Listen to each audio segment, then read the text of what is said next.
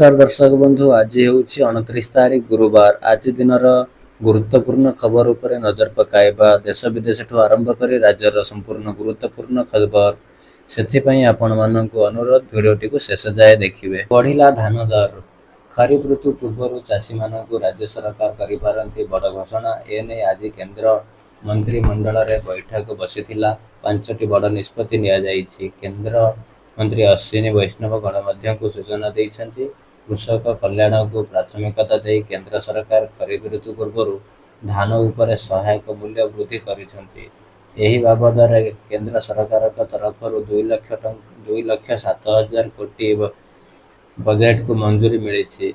यह सह कृषक को अल्प सुध हार रे ऋण जोगाई देवाकू सरकार सुध सहायता योजना घोषणा करिसेंति।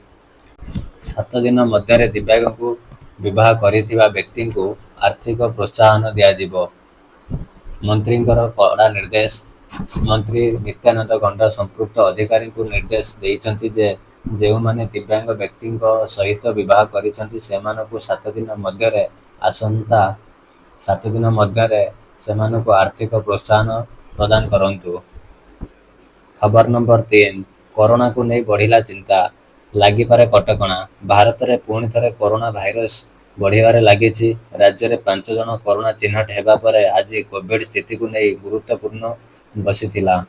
खबर नंबर 4। मणिपुर रे सरकार गढ़ीपारे बीजेपी। मणिपुर रे सत्ता को नहीं हलचल। एबे मणिपुर रे राष्ट्रपति शासन चलीथिबा बेले सेठी बीजेपी पुणी थे अंटा भिड़ा को आरंभ करिछि। खबर नंबर 5। आसंता 31 तारीख जाए प्रबल वर्षा। लघुचाप हो पड़ी सक्रिय। बंगोपसागर रे लघुचाप सक्रिय हेबा परे मंगलवार ठारू लघुचाप रूप नहीं। राज्य में मौसमी पहुंचवा नहीं पाणीपाग विभाग पक्षर कहुई।